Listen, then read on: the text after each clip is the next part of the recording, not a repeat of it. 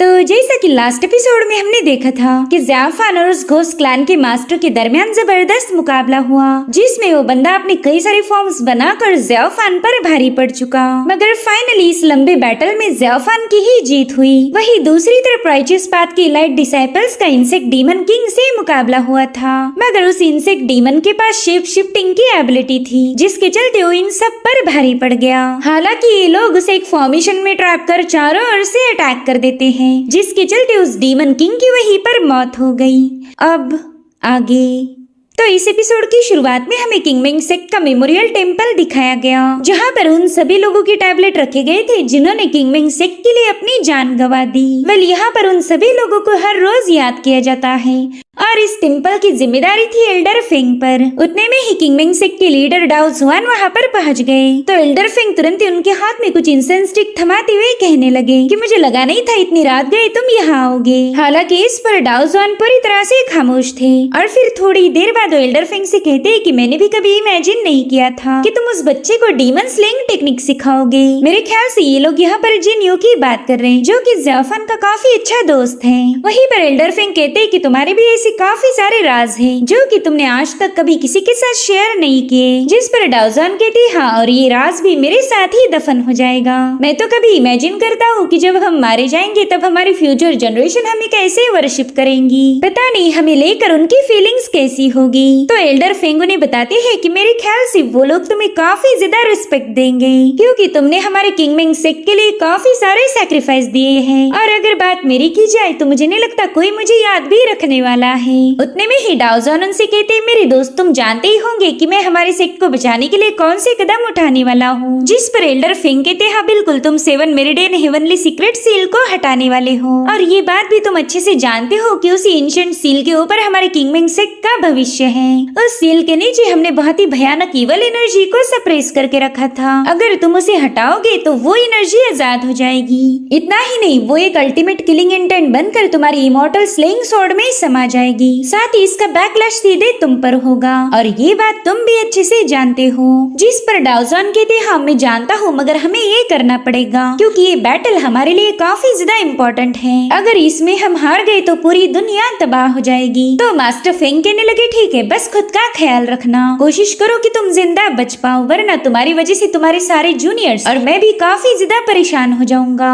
अब अगले सीन में हम देख पाते हैं ज़ियाफान और एल्डर जाओ को। एल्डर जाओ ज़ियाफान का शुक्रिया अदा कर रहे थे क्योंकि ज़ियाफान ने सही वक्त पर आकर एल्डर जाओ को उस घोस्ट क्लैन के बंदे के हाथों मरने से बचा लिया। जिस पर ज़ियाफान उनसे कहने लगा कि आपको मेरा शुक्रिया अदा करने की कोई जरूरत नहीं, अगर आप जिंदा बच गए तो ये बस आपकी किस्मत थी। जो सुनते साथ ही एल्डर जाओ तुरंत ही ज़ियाफान को अलविदा कहने लगे और बताते हैं कि अब हमने यहाँ से निकलना चाहिए, रात होने से पहले हमें नए टाउन में पहुँचना पड़ेगा। जो सुनते साथ ही जियांजू कहने लगी कि आपने तो ये बताया था कि हम इसी टाउन में रुकने वाले हैं, फिर अचानक से आपने प्लान चेंज क्यों किया। वेल, यहाँ पर एल्डर जाओ वो ज़ियाफान से पीछा छुड़ाना चाहते थे, मगर जियांजू ने उनके प्लान को फ्लॉप कर दिया। हालांकि ज़ियाफान समझ गया था कि मास्टर उससे काफी ज्यादा पैनिक करते हैं। वो कहने लगा कि सीनियर आप तो फॉर्चून टेलर हो, तो शायद आपको पता ही होगा कि मैं यहाँ पर आपसे मिलने क्यों आया हूँ। जिस पर एल्डर जाओ कह रही थी कि हाँ मैं जानता हूँ तुम उस केव में जाना चाहते हो, मगर वहाँ जाकर तुम बस मुसीबतों को बुलावा भेजोगे, मेरी मानो तो वहाँ पर मत जाओ। जो सुनते साथ ही ज़ियाफान कहने लगा कि इसका मतलब तो ये हुआ कि आप भी उस फैंटम मून केव के बारे में जानते हो।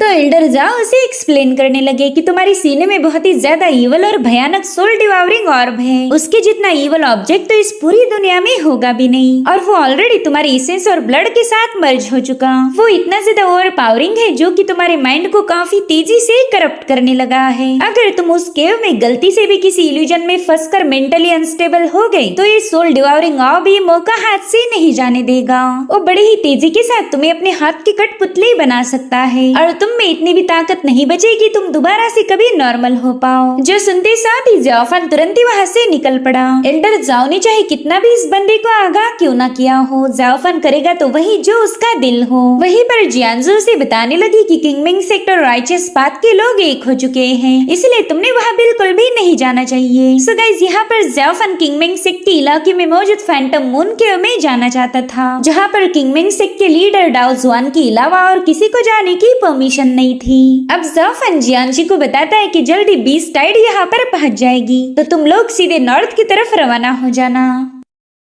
अब ज़ाफान के वहाँ से जाने के बाद एल्डर जाओ बताने लगे कि ये बंदा हमेशा मौत के दरवाजे की तरफ ही आगे बढ़ता है, इसे रोकने का कोई फायदा नहीं होगा। अब तो इसके वहाँ जाने की वजह से किंगमिंग सेक्ट के बैकयार्ड में बहुत बड़ी गड़बड़ होने वाली है। अब ये सीन यहीं पर कट होकर हम ज़ेंग को देख पाते हैं, जो कि डिमोनिक बीस्ट पर मुसलसल हमले कर रहा था। यहाँ पर उसने अपना 10,000 फॉर्मेशन सेटअप करते हुए डिमोनिक बीस्ट पर हजारों तलवारें बरसा दी। साथ ही साथ वहाँ फंसे हुए लोगों की भी मदद कर रहा था ताकि वो लोग फटाफट से टाउन को खाली कर दे। और उतने में ही डिमोनिक बीस्ट का बहुत बड़ा झुंड उसके सामने आ जाता है, जिन्हें देख ज़ेंग कहने लगा कि इन्हें चाहे कितना भी खत्म क्यों ना करो, इनकी तादाद कम तो बिल्कुल नहीं हो रही। यहाँ पर ज़ेंग एक बार फिर से एक फॉर्मेशन सेटअप करते हुए उन पर हमले करने लगा। तब तक शाह और जिनियो भी इस इलाके में पहुँच जाते हैं। वो दोनों फटाफट से उस बीस्ट पर हमले करने लगे। वहीं पर जियो ने अपने मिस्टिक वाटर कंडेंसेशन टेक्निक को एक्टिवेट करते हुए डिमोनिक बीस्ट को फ्रीज करना शुरू कर दिया।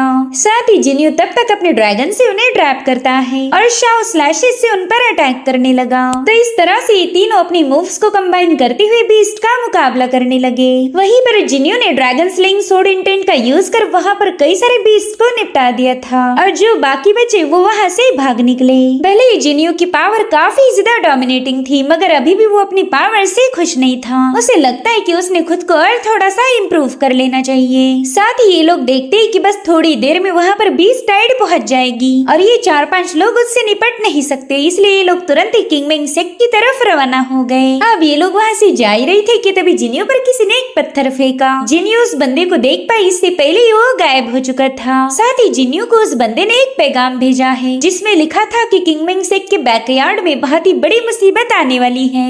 और अब हम देख पाते हैं ज़ाफान को, जो कि किंगमिंग सेक्ट के बैकयार्ड में पहुंच चुका था। उस जगह को देखकर सोचता है कि ये तो बिल्कुल भी नहीं बदली। और तभी उसकी नजर पड़ी एल्डर फिंग पर, जो कि वहाँ पर क्लीनिंग का काम कर रहे थे। वो ज़ाफान से कहते, सर कहीं आप रास्ता तो नहीं भटक गए? अगर आप डिमोनिक बीस्ट को मारने आए हो तो मैं सजेस्ट करूंगा कि आपने किंगमिंग सेक्ट के मेन गेट का यूज करना चाहिए। पीछे के दरवाजे से तो चोर आते हैं। इधर ज़ाफान सोचने लगा कि ये बंदा मुझसे ज्यादा दूर भी नहीं, मगर फिर भी मुझे इसकी पावर जरा भी सेंस नहीं हो रही, ना ही मुझे इसकी स्पिरिचुअल ऑरा नजर आ रही है।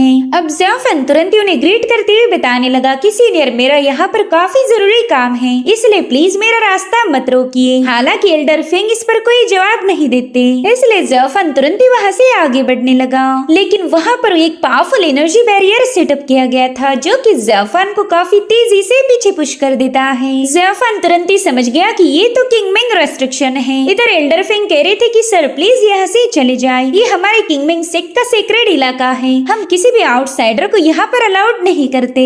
ज़ाफान सोचने लगा कि यहाँ पर सेम वैसा ही रेस्ट्रिक्शन लगाया गया जैसा कि माउंटेन के मेन गेट पर सेटअप है। और ज़ाफान इस सेक्ट का पुराना डिसाइपल होने की वजह से उसे अच्छे से पता था कि ये बैरियर क्रॉस कैसे किया जाए, इसलिए ज़ाफान ने टाइजी मिस्टिक प्योर वे का यूज करते हुए तुरंत ही उस बैरियर को क्रॉस कर दिया।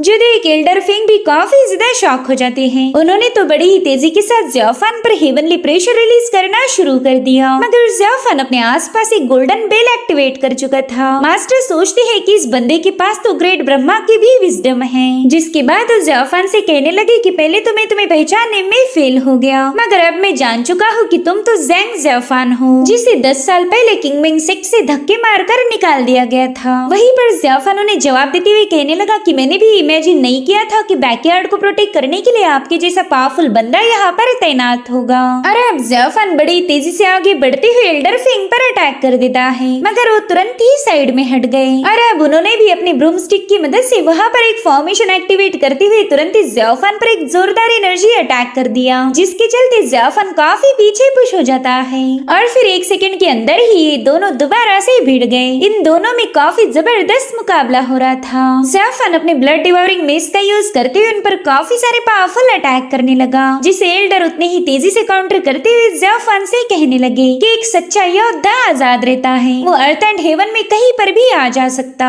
और अब तुम्हें भी बैकयार्ड में एंट्री चाहिए तो अपनी एबिलिटी शो करनी पड़ेगी। यहाँ पर एल्डर फिंग ने उसके अटैक को बड़े ही कूल अंदाज में डिस्ट्रॉय कर दिया था, जिसके चलते वहाँ मौजूद माउंटेन्स ब्रेक होने लगे। जो देख ज़ाफान सोचता है कि ये बंदा तो वाकई काफी ज्यादा खतरनाक है, शायद इसकी कल्टीवेशन हायर लेवल पर पहुंच चुकी होगी। पता नहीं ये एग्जैक्टली है कौन, मैं तो इसका नाम भी नहीं जानता। तब तक एल्डर फिंग उस पर एक जोरदार स्ट्राइक हिट कर चुके थे, जिसे ज़ाफान अपनी ब्लड डिवोरिंग पावर का यूज करते हुए रोकने लगा। यहाँ पर पर ज़ियाफान ने अपने डिमोनिक हैंड का भी इस्तेमाल किया था, जिससे उस जगह पर एनर्जी का एक बहुत ही भयानक सा एक्सप्लोजन हो जाता है, जिसके बाद ज़ियाफान अपनी मेस को जमीन पर हिट करते हुए soul capturing and seizing strike को रिलीज कर देता है। वहाँ पर काफी सारी ब्लड स्ट्राइक क्रिएट होने लगी थी, जिसे ब्रेक करने के लिए मास्टर ने उन पर अपनी थंडर पावर का यूज किया। तो ज़ियाफान भी जल्दी से अपने आसपास एक शील्ड फॉर्म कर लेता है। हालांकि मास्टर ने 1 सेकंड के अंदर ही उसे ब्रेक करते हुए ज़ियाफान पर अपना डोमिनेंस साबित किया। उन्हें लग रहा था कि अब ज़ियाफान पीछे हटने पर मजबूर हो जाएगा। ज़ियाफान ने वहाँ पर 3 ब्लड पूल क्रिएट कर लिए थे, जिसमें से ज़ियाफान की 3 इवल फॉर्म्स बाहर आ जाते हैं और अब वो तीनों फॉर्म्स मिलकर एल्डर का मुकाबला करना शुरू कर चुके। वहीं पर मास्टर बस उनके अटैक को काउंटर करने का काम कर रहे थे। साथ ही वो काफी ज्यादा हैरान थे कि ज़ियाफान ने उनके किंगमेंग सेक्ट की स्पेशल टेक्निक को मास्टर करते हुए उन्हें इवल पावर्स के साथ मर्ज कर दिया। ये काम कोई भी मामूली बंदा नहीं कर सकता था। इनफैक्ट वो ज़ियाफान के एबिलिटीज को देखकर भी काफी ज्यादा इम्प्रेस हो गए। इसी दरमियान ज़ियाफान की इवल फॉर्म्स उन्हें जकड़ लेते हैं। साथ ही वहाँ पर डिमोनिक पावर का काफी जोरदार एक्सप्लोजन होकर ज़ियाफान उनके सामने आ गया। वो अपनी ब्लड डिवावरिंग मेस में मौजूद सोल कैप्चरिंग बीड को एक्टिवेट करना चाहता था, जिससे वहाँ पर एनर्जी के काफी तेज फ्लक्चुएशंस होने लगे और अब मास्टर पर मुसलसल अटैक होना शुरू हो गए, जिन्हें वो अपनी स्टिक से डिस्ट्रॉय करने लगे। साथ ही साथ ज़ियाफान की इवल फॉर्म्स भी उन पर अटैक करने के लिए जंप लगा चुके थे, मगर उतने में ही एल्डर फेंग ने अपनी एक और टेक्निक को एक्टिवेट कर दिया, जिसे आइस ब्रीदिंग ब्रेकर भी कहा जाता है। उन्होंने वहाँ पर एक फॉर्मेशन सेटअप करते हुए ज़ियाफान के सभी फॉर्म्स को बर्फ में ट्रैप कर पूरी तरह से फ्रीज कर दिया, मगर वो अभी भी उन इवल फॉर्म से आजाद नहीं हुए थे और इसी का फायदा उठाते हुए ज़ियाफान उन पर फाइनल ब्लो हिट करने के लिए रवाना हो गया। अब ये सीन यहीं पर कट होकर हमें किंगमेंग सेक्ट का मेन हॉल दिखाया गया, जहाँ पर एल्डर सबको बताने लगे कि हमारे माउंटेन के फुट में ढेर सारे डिमोनिक बीस्ट अपीयर हो चुके हैं। उनके साथ डीमन किंग्स भी मौजूद है, जो सुनकर ये डिसाइपल काफी ज्यादा पैनिक हो गए। वो कह रहे थे कि फाइनली बीस्ट टाइड हमारे घर तक पहुंची गई, शायद यही हमारा अंत होगा। उतने में ही फेंगशियांग वैली का लीडर युनलान उनसे कहने लगा कि हमारे तीनों सेक्ट राइचस पाथ के पिलर्स हैं। हमारा कर्तव्य है बुराई को जड़ से मिटाना, तो ऐसे मुश्किल वक्त में तुम घबरा कैसे सकते हो, चाहे फिर वो डिमोनिक बीस्ट कितने भी ज्यादा खतरनाक क्यों ना हो। हम यहाँ पर बस चुपचाप से बैठकर मौत का इंतजार नहीं कर सकते, हमें अपने फर्ज को पूरा करना ही होगा। साथ ही हमारा किंगमेंग सेक्ट अपनी इमॉर्टल स्लिंग स्वॉर्ड फॉर्मेशन के लिए मशहूर है, तो मैं मास्टर डाओ जुआन से रिक्वेस्ट करूंगा कि सभी इनोसेंट लोगों की खातिर अपनी स्वॉर्ड को ड्रॉ कीजिए। आप ही हम सभी की आखिरी उम्मीद हो। यहाँ पर युनलान ने जानबूझकर सबके सामने उस स्वॉर्ड का जिक्र किया था। वो अच्छे से जानता था कि इस स्वॉर्ड को यूज करने की वजह से एल्डर डाओ जुआन मारे जाएंगे। वहीं पर टियानियन टेम्पल के मास्टर कहने लगे कि ये फैसला हमने मास्टर डाओ जुआन पर छोड़ देना चाहिए। मैं ये बिल्कुल नहीं चाहता कि मास्टर डाओ जुआन उस स्वॉर्ड की वजह से घायल हो जाए, मगर डिसाइपल ने बात सुन ली थी कि डाओ जुआन इस टाइड को डिस्ट्रॉय कर सकते हैं, इसलिए वो सभी लोग उनसे रिक्वेस्ट करने लगे कि मास्टर प्लीज अपनी स्वॉर्ड को ड्रॉ कीजिए। जो सब कुछ देखकर एल्डर टियान को काफी ज्यादा बुरा लग रहा था, क्योंकि ये सिर्फ डाओ जुआन को रास्ते से हटाने की सोची समझी साजिश थी। वहीं पर मास्टर डाओ जुआन कहने लगे कि अब कैटास्ट्रोफी का वक्त नजदीक आ चुका, सभी लिविंग बींग्स का भविष्य हमारी इसी बैटल पर निर्भर करेगा, तो हमारा किंगमेंग सेक्ट भी इस बैटल में कोई कसर बाकी नहीं रखने वाला। हम जरूर से उन डीमंस को स्ले करेंगे, ताकि आगे चलकर हमारे राइचस पाथ और ज्यादा स्ट्रॉन्ग बन जाए। अब मैं चाहता हूँ कि तुम सभी लोग माउंटेन के फ्रंट पर जाकर तैनात हो जाओ, तुम्हें बस हमारे ऑर्डर्स का इंतजार करना होगा। साथ ही साथ सभी एल्डर्स और सीनियर यहीं पर रुक जाएंगे, ताकि हम सब मिलकर डिफेंस स्ट्रेटेजीज को डिस्कस करें। वहीं पर जेंग जिन्यू से कहने लगा कि हमारे मास्टर के पास एंशिएंट इमॉर्टल स्लिंग स्वॉर्ड है, जिसकी मदद के साथ हम डिमोनिक बीस्ट को आसानी से हरा सकते हैं। हालांकि जिन्यू तो अपने ही ख्यालों में खोया हुआ था। वो धीरे से कहने लगा कि यहाँ पर तो आग लग चुकी, जिस पर जेंग कहता है भाई तुम्हारी तबीयत तो ठीक है ना, पता नहीं तुम कौन से फायर की बात कर रहे हैं, हमारा माउंटेन का फ्रंट और बैकयार्ड पूरी तरह से सेफ है। साथ ही साथ जिन्यू की ड्रैगन सूट अपने आप एक्टिवेट होने लगी, जो देख जिन्यू को पता चल चुका था कि बैकयार्ड में कोई तो गड़बड़ी हुई है। और अब सीन शिफ्ट होकर हमें बैकयार्ड में चल रही ज़ियाफान और एल्डर फेंग के दरमियान की फाइट दिखाई गई। ज़ियाफान ने जब एल्डर पर अटैक किया था, तब एल्डर अपने हाथों से उस अटैक को काउंटर करने लगे। ये देख ज़ेऑफान काफी ज्यादा सरप्राइज्ड हो जाता है, क्योंकि एल्डर सोल डिवावरिंग ऑर्ब की खतरनाक पावर अपने हाथों से ही ब्रेक कर रहे थे। और अब थोड़ी देर में वहाँ पर एक जोरदार एक्सप्लोजन होते साथ ही दोनों भी काफी पीछे पुश हो गए। एल्डर ने सोल डिवावरिंग बीड को हाथ लगाने के बाद उन्हें ज़ेऑफान का नेचर समझ आ चुका था। वो सोचते हैं कि इस बंदे का दिल तो काफी ज्यादा प्योर है, मगर ये गलती से डिमोनिक पाथ में फंस चुका है। इसमें ज़ेऑफान की कोई गलती नहीं, इनफैक्ट ये तो ज़ेऑफान का नेचर भी नहीं है। ज़ेऑफान की इन ब्रूटल हरकतों के पीछे ब्लड डिवावरिंग ऑर्ब जिम्मेदार है। उसी ने ज़ेऑफान की मेंटल स्टेटस को पूरी तरह से इन्फ्लुएंस कर दिया। और अब मास्टर वहाँ का एक बहुत ही विशाल पेड़ उखाड़ते हुए ज़ेऑफान से कहने लगे कि चलो देखते हैं तुम्हारा ब्लड डिवावरिंग ऑर्ब हमारे किंगमेंग सेक्ट के सेक्रेट ट्री का मुकाबला कैसे कर पाएगा। तो ज़ेऑफान भी तुरंत ही उनके अटैक के लिए तैयार हो गया। यहाँ पर ज़ेऑफान ने एल्डर फेंग के पहले अटैक को तो काउंटर कर लिया था। हालांकि उनके सेकेंड अटैक में वो एल्डर ज़ेऑफान को एक पेड़ पर पटक देते हैं। साथ ही साथ एल्डर दूसरा अटैक कर पाई इससे पहले ज़ेऑफान ने अपने आसपास गोल्डन बेल क्रिएट कर ली। साथ ही उसने वहाँ पर एक फॉर्मेशन भी सेटअप किया था। जैसे एल्डर ने उस बेल पर अटैक किया, उसका साउंड पूरे जंगलों में गूंजने लगा। वहीं पर हम जिनयू को देख पाते जो कि काफी तेजी के साथ बैकयार्ड की तरफ निकल चुका था। साथ ही बेल की साउंड वेव महसूस होने के बाद वो तुरंत ही समझ गया कि बैकयार्ड में जरूर से फाइट चल रही है। उसे एल्डर फेंग की काफी ज्यादा टेंशन होने लगी, लेकिन वो खुद को तसल्ली दे रहा था कि एल्डर काफी ज्यादा पावरफुल है, इसलिए उन्हें कोई भी नुकसान नहीं पहुंचा सकता। वहीं दूसरी तरफ एल्डर फेंग ज़ेऑफान पर एक जोरदार अटैक करने के बाद पूरी तरह से एग्जॉस्ट हो गए थे, इसलिए वो खुद को तरोताजा करने के लिए वाइन पीने लगे। उन्हें लग रहा था कि ज़ेऑफान काफी देर तक अब उठेगा नहीं, मगर उतने में ही वहाँ पर एक जायंट धर्मा फॉर्म क्रिएट हो गया, जो कि वहाँ की जमीन को ब्रेक करते हुए एल्डर के सामने आ जाता है। जो देख मास्टर शॉक होकर जोर जोर से हंसने लगे। वो ज़ेऑफान से कह रही थी, वाह बच्चे, तुमने तो टियानियन टेम्पल की सबसे सीक्रेट टेक्निक को भी मास्टर किया है। तुमने किंगमेंग सेक्ट, डीमन किंग सेक्ट और टियानियन टेम्पल की सारी टेक्निक को मास्टर करके रखा है। सच बताओ तो तुम्हारे जैसा जीनियस इस दुनिया में कोई और होगा भी नहीं। तुम्हारे मास्टर टियान को तुम पर काफी ज्यादा नाज होगा। अपने मास्टर का जिक्र सुनते ही ज़ेऑफान काफी ज्यादा हैरान हो गया। वहीं पर मास्टर उसके वेपन को डिस्ट्रॉय करते हुए कहने लगे कि काश मैं भी टियान जैसा मेरे डिसाइपल को ट्रेन कर पाता। तुम वाकई रिमार्केबल हो। और अब अचानक से मास्टर ने वहाँ की सारी स्पिरिचुअल एनर्जी को फ्लो होने से रोक दिया था। ज़ेऑफान भी एल्डर फेंग की एबिलिटीज को देखकर पूरी तरह से शॉक हो गया। वो कहता है कि पता नहीं ये बंदा आखिर है कौन। और अब मास्टर ने दुगने जोश के साथ ज़ेऑफान के साथ फाइट करना शुरू कर दी थी। वहीं पर ज़ेऑफान बड़ी ही तेजी के साथ उनके सभी अटैक्स को डॉज करने लगा। मास्टर से कहते, बच्चे मैंने तुम्हें काफी ज्यादा अंडर एस्टिमेट किया। अब मुझे पता चल चुका है कि तुम मेरे तगड़े अपोनेंट हो। मुझे तो कभी लगा ही नहीं था कि मेरे बुढ़ापे के दिनों में मुझे एक रिमार्केबल जीनियस का मुकाबला करने का सौभाग्य मिलेगा।